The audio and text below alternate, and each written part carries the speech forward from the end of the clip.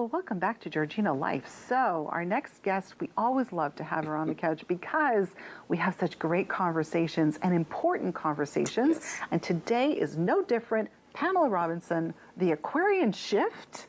Thank you. So welcome to Georgina Life. Thank you for having me again. It's amazing. Always a pleasure. And I want to know, Grant and I want to know, what are we going to talk about today? Feelings and how they're so underrated.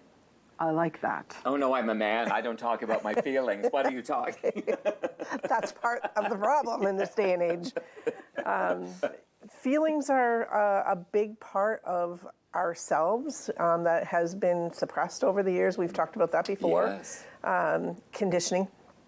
But if you leave children, they come into this world and they know to release naturally their emotions, and they communicate through emotions. Yes. So it's that element of imagine kids in the playground, right? Leave them to their own devices. Oh my gosh, there's so much going on. Absolutely. So Screaming, much going hollering, fighting, excitement, laughter, giggling. And usually the two kids who are fighting, sometimes even biting, 10 minutes later, they don't hang on to anything. They carry right on, and they're hugging one another, and they're fine. But then the parents step in, right, and make a story about it. Even a temper tantrum in a store is just a child releasing energy. That's true. They're, picking up on something. We're the ones that make it the story about that they want something, right? And there may be some truth to that, but a no doesn't mean that they can't express how that they're feeling. That's true. Right?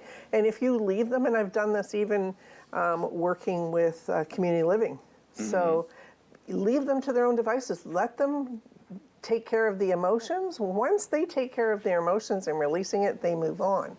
But here we are, most of us, even in this day and age, still as adults trying to suppress those emotions.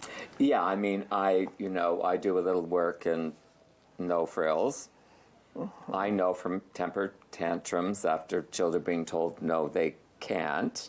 And I know it's the conditioning. It's the parents are embarrassed by it. Absolutely. That's what it's really all about. Mm-hmm. But, I would be, and again, it's conditioning, and I guess being a man of a certain age, I really have a hard time accepting that that's a behavior that is just about releasing, because quite frankly, I want to go to that parent and say, please remove your child from the store. So that's not a good thing. Right. But again, it's the conditioning, the way we were raised. And why it's important in understanding that emotions are underrated is because as we mature and get older, and if we don't deal with those emotions, we keep suppressing them and pushing them down, what essentially happens is it contributes to our physical ailments. Louise Hay is an excellent author. Mm-hmm. Lise Bourbeau from Montreal is a really good author. Much more extensive than Louise Hay's, but Louise Hay's simplicity gets to the point. Yes. Right?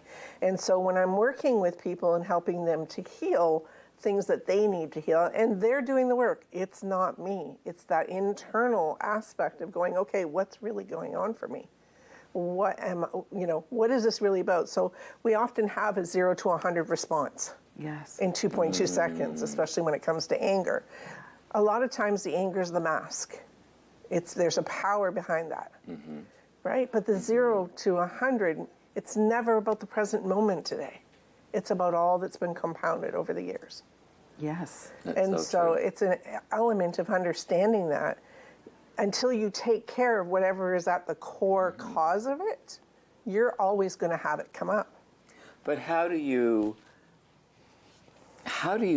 even begin that conversation with yourself? Because I think we're both we look self-reflection, and we're maybe a little hard on ourselves, more hard than we should be. Sure. But it's like, how does the average individual begin that almost healing, or that conversation to healing? So when you're feeling an emotion, I'm big on simplicity. When talking with people. Yeah, don't make it any more than it needs to be. Absolutely. You can. So what am I feeling? What is this emotion teaching me? What do I need to learn from it? What do I want to do differently moving forward? And how am I going to love myself in the process? Because more often than not, what we do is beat ourselves up. All the time. You want to see the scars? Didn't skip hesitate, a beat or no. take a breath. Oh, want to see But the it's scars? true. It's true. I all mean, do we are it. blessed to have each other to have these conversations with. So Absolutely. it's great to understand that we're not alone. Because I do think, is it confusing? Like when people start to think about their emotions? That's where we go wrong, though. Okay. Because it's overanalyzing and thinking about it all the time. That's what puts us on that hamster wheel. Yeah. Right? Instead of just allowing ourselves to feel without a story or a narrative attached to it or a judgment attached to it. Oh, and that's so hard because we've got Well- all of these things coming at us at different levels, right? But it's hard if you're going to tell yourself it's hard. True. That's true because we're our own worst enemy, right? Our own self-talk, right? I'm the biting time. my lip now. Yeah. So it's that element of, again, simplifying. Okay. It doesn't have to be as complicated. Everything has been complicated because where do we hear, generally speaking, in the mainstream of anything about healing anxiety or depression or anger, right? And we're in this life to learn to master our emotions. Mm-hmm. And mastering them is not easy, and it's a lifetime journey.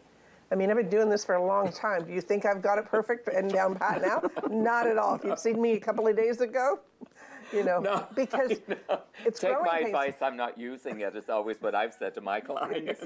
Yeah. We get hit and compounded, right? So myself over the last little while, I mean, had 3 deaths in a week and a half, right? Addictions being a part of one of them. My son's dealing with addictions. I'm a human being like everybody else. Yeah.